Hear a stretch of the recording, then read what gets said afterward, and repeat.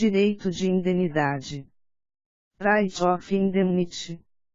Fabiano Coelho de Souza *. Igor Vilas Boas Sabe *. 1. Introdução. A função central do direito do trabalho é a melhoria das condições de pactuação da força de trabalho na ordem socioeconômica, cf. art. 7º, caput, e a pacificação da relação entre capital e trabalho, no campo individual e coletivo. Nesse sentido, a República Federativa do Brasil tem como fundamentos os valores sociais do trabalho e da livre iniciativa, cf. art. 1º, 4ª. Esses princípios correspondem a decisões políticas fundamentais do Constituinte originário e, por essa razão, a ordem econômica e cada um de seus agentes estão vinculados a esses dois bens. Não obstante, a sistematização concertada com o direito do trabalho, em observância aos tratados internacionais de direitos humanos, implicam que a ordem econômica está subordinada ao primado do trabalho e a república deve estar fundada na ordem social. É importante frisar que a hierarquia tradicional das fontes jurídicas fixa-se pela extensão da eficácia e intensidade normativa do diploma, concentradas essas qualidades mais firmemente na Constituição Federal e, em grau menor, nos diplomas normativos de caráter inferior, princípios da constitucionalidade e da legalidade. Lado outro constrói-se, no direito do trabalho, de modo plástico e variável, elegendo para seu vértice dominante a norma que mais se aproxime do caráter teleológico do ramo. Jus trabalhista. É o que se denomina no direito laboral de princípio da proteção, mais especificamente na diretriz da incidência da norma mais favorável.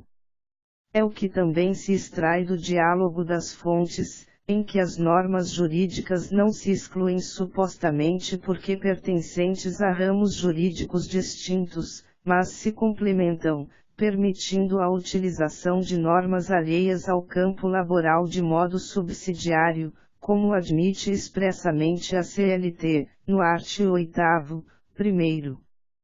Nesse diapasão, o presente trabalho tem como objetivo analisar o direito de indemnidade, compreendido como a imunização do contrato e das condições de trabalho contra atos patronais de represália ao trabalhador que, de algum modo, exercita ou reivindica um direito. 2. Conceito do direito de indemnidade.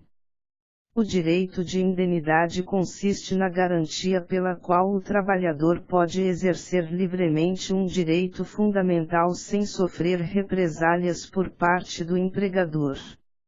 A ideia foi bem desenvolvida pelo ministro Augusto César Leite de Carvalho, para quem o ato de represália é radicalmente nulo, pois tolerar a represália patronal importaria subtrair o direito à liberdade ou a uma prestação de direito social, impedindo a sua realização material.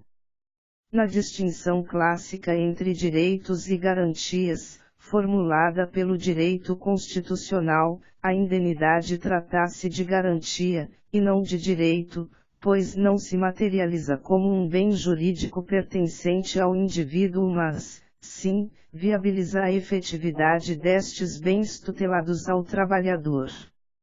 Na prática, o ordenamento jurídico seria vago e ineficiente caso desprovido de mecanismos procedimentais que assegurem os direitos enunciados.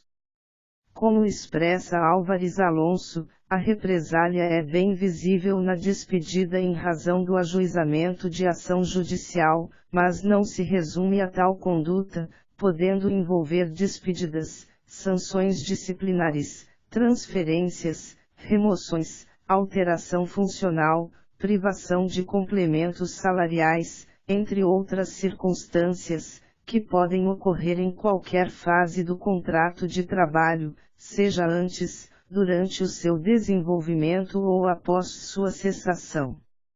O que importa, para sua incidência, é notar se o empregador está impondo retaliação pela manifestação reivindicatória do trabalhador.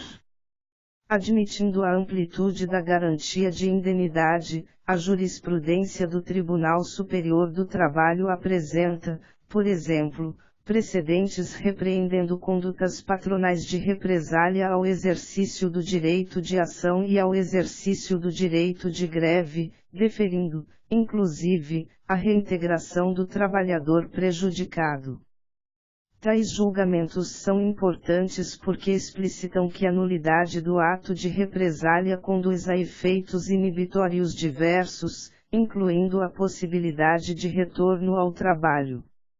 Nessa linha, a reintegração não está restrita às hipóteses de garantia de emprego, pois deriva da nulidade da dispensa, em razão de sua abusividade, a exemplo do que reconhece expressamente o legislador no caso da dispensa discriminatória, art. 4º da Lei 9.029/95. 3. Origem do direito de indenidade.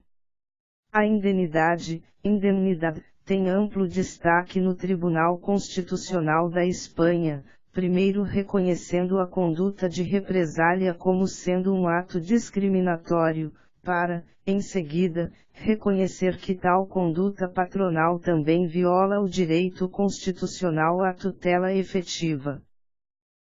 A partir dessa construção jurisprudencial, o legislador espanhol incorporou a nulidade de tais dispensas ao texto legal, conforme art. 17.1 do Estatuto dos Trabalhadores, Estatuto de los Trabajadores.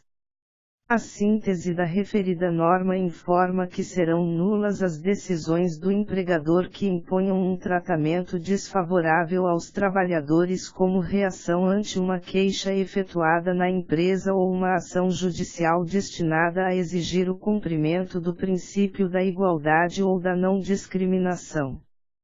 A indenidade também encontra respaldo em tratados internacionais de direitos humanos oriundos da Organização Internacional do Trabalho, OIT. Tal abordagem faz-se importante, tendo em vista que tais normas internacionais integram o bloco de constitucionalidade, consistente em direitos fundamentais reconhecidos pelo 2º do art. 5º da Constituição ou, pelo menos, ostentam caráter supralegal, de acordo com a jurisprudência contemporânea do Supremo Tribunal Federal.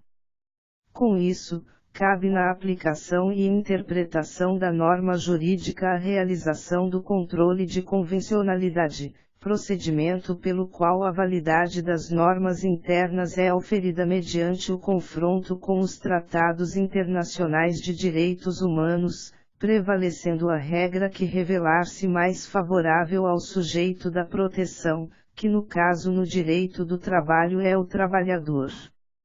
Nessa diretriz, citamos as seguintes normas integrantes de convenções da OIT.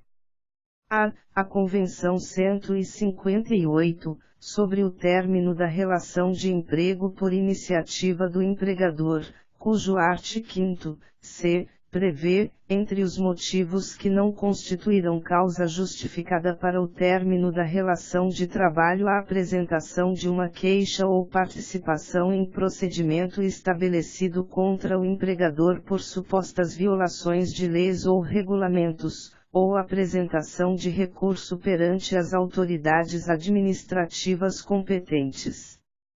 A vigência da referida convenção no direito brasileiro é objeto de discussão no âmbito do STF, ADI 1625, tendo em vista a unilateralidade da denúncia da norma internacional pelo Presidente da República. Porém, ainda que se conclua que a convenção não está em vigor no Brasil, é possível cogitar de sua aplicação como regra de direito comparado para suprir lacuna normativa, conforme autorizado no caput do art. 8º da CLT.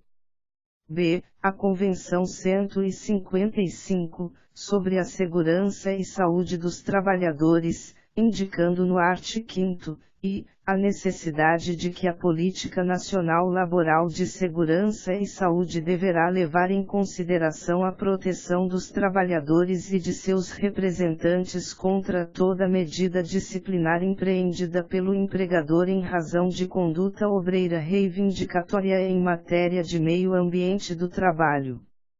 Essa perspectiva é fundamental para a proteção da integridade física e mental dos trabalhadores, na medida em que garante o diálogo com a empresa ou até mesmo denúncias a órgãos fiscalizatórios acerca de condições adversas de trabalho, permitindo a concretização da regra constitucional de redução dos riscos inerentes ao trabalho, cf. art. 7º, XXII.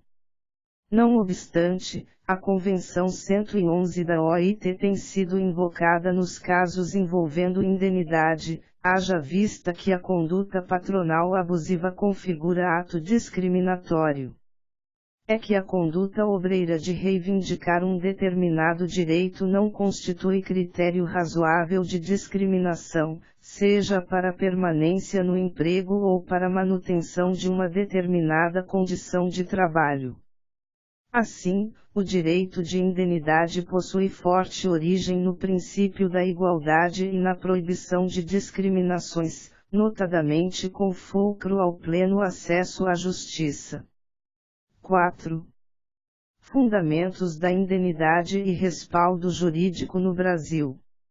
A indenidade envolve o direito de não discriminação, já que, com a retaliação, o empregador elege um critério não razoável, o não exercício ao direito de ação ou de reivindicação, como premissa necessária à permanência no emprego, função ou condição jurídica do trabalhador, cf/88, art. 3º, 4ª, e art. 5º, XXXV, XLI.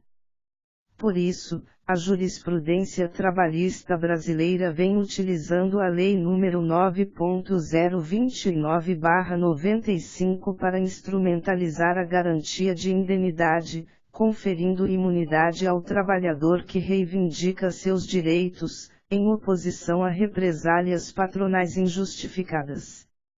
A referida lei proíbe a exigência de atestados de gravidez e esterilização, e outras práticas discriminatórias, para efeitos admissionais ou de permanência da relação jurídica de trabalho.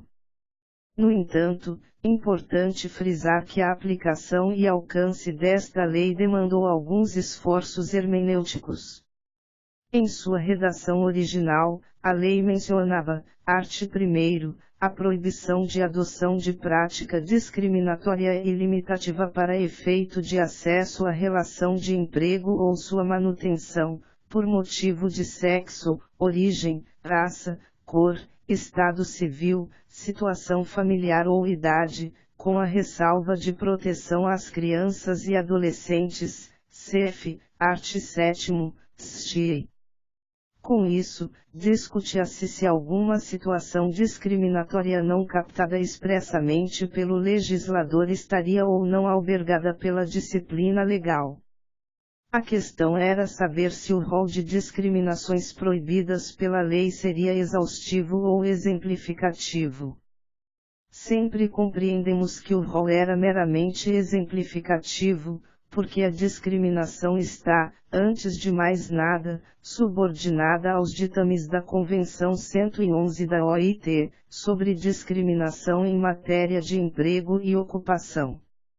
Segundo a mencionada Convenção, art. 1º, a discriminação compreende toda distinção, exclusão ou preferência fundada na raça, cor, sexo, religião, opinião política, ascendência nacional ou origem social, que tenha por efeito destruir ou alterar a igualdade de oportunidade ou de tratamento em matéria de emprego ou profissão, além de outras distinções consideradas inválidas pelo Estado membro da OIT, depois de consultadas as organizações representativas de empregadores e trabalhadores, quando estas existam, e outros organismos adequados. resolvendo a respectiva polêmica, a Lei nº 1314620115 alterou a Lei nº 9.029/95, para indicar a proibição de práticas discriminatórias ligadas ao sexo, origem, raça, cor, estado civil, situação familiar, deficiência, reabilitação profissional, idade, entre outros, o que pacifica a matéria. Não obstante, é importante notar que a jurisprudência do TST vem apontando que, mesmo antes da alteração legislativa, o rol de discriminações passíveis de combate era meramente exemplificativo.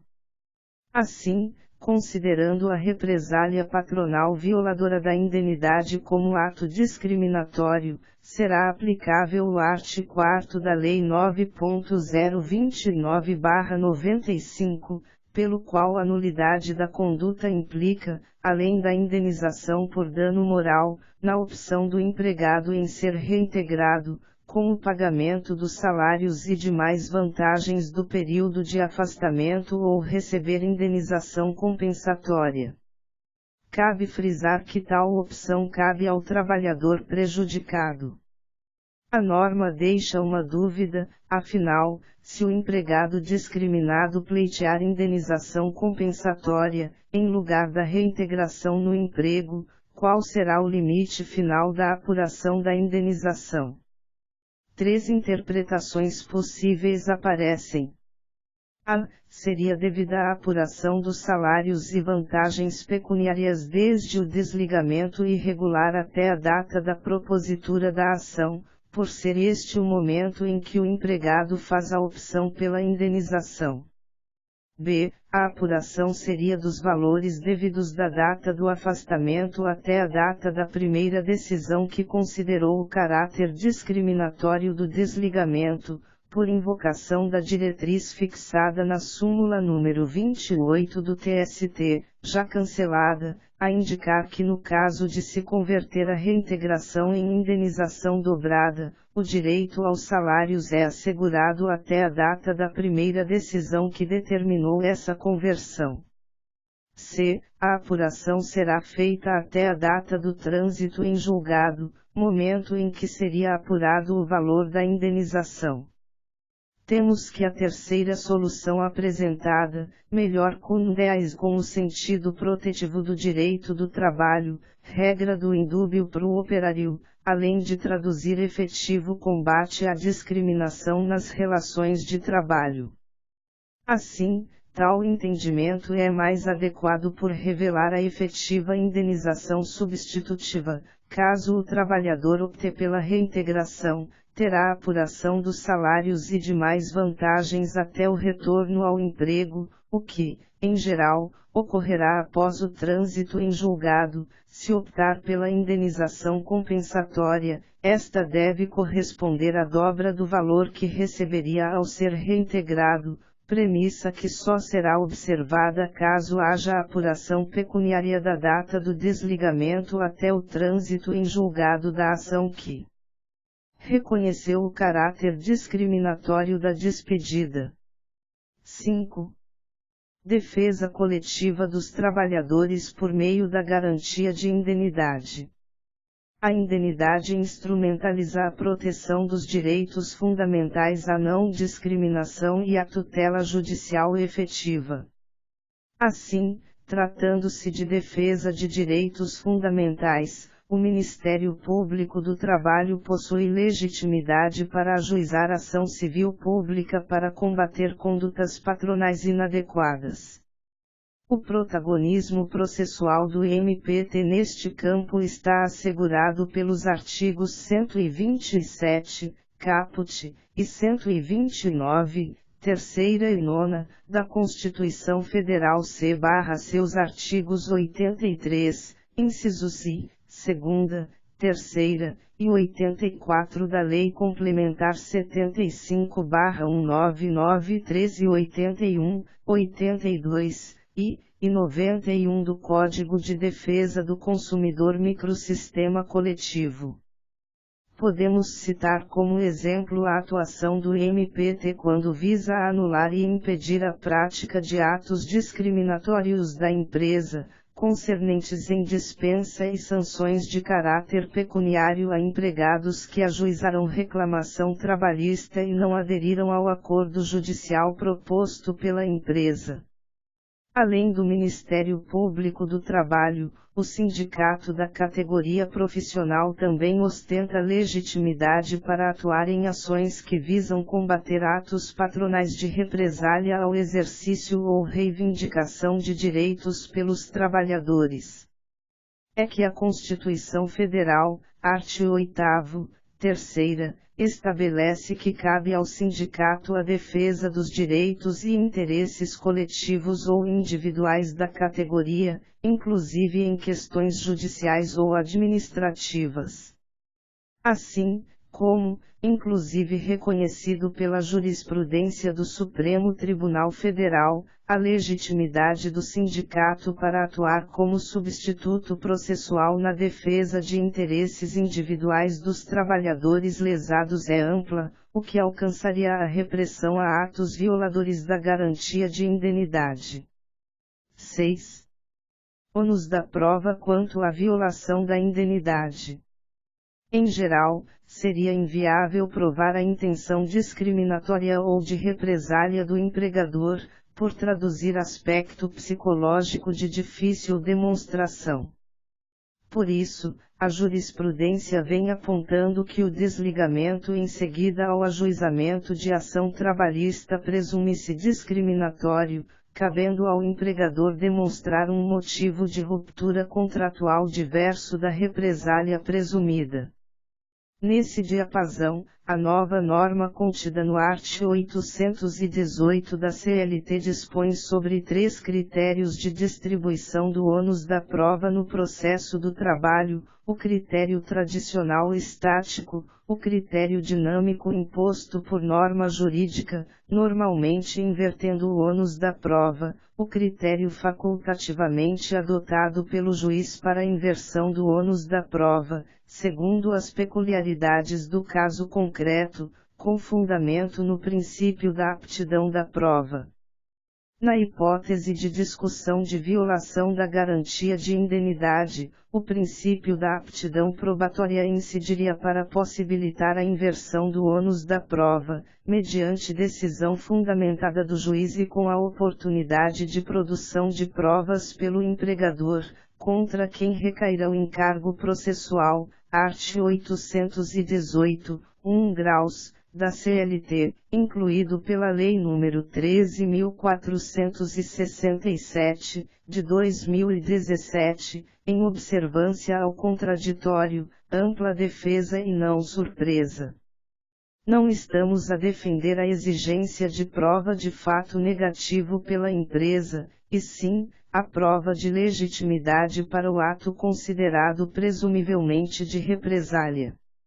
É importante frisar que é relativa à presunção de discriminação diante da dispensa seguida do ajuizamento de ação e, assim, o empregador pode produzir elementos probatórios que desfaçam tal presunção, permitindo a conclusão de que a dispensa não constituiu ato discriminatório.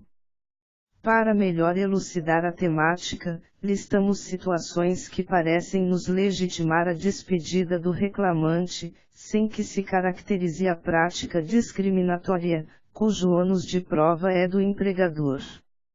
A. O reclamante praticou falta grave ou vem demonstrando conduta incompatível com os deveres de diligência e fidelidade no contrato de trabalho.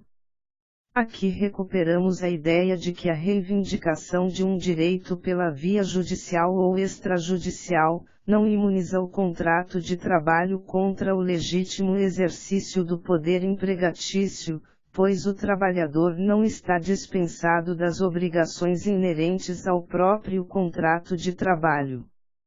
B. A empresa demonstra que há outros empregados com ação na justiça e que não foram despedidos, circunstância que afasta a presunção de discriminação.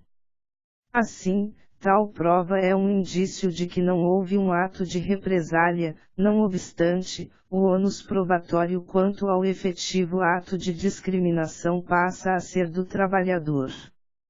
Se a empresa demonstra que a despedida está inserida num processo de renovação ou redução do quadro de pessoal, provando que outros trabalhadores que não possuem ação na justiça foram despedidos na mesma época que o reclamante, a induzir a ideia de que o ajuizamento da ação não foi fator determinante para o desligamento.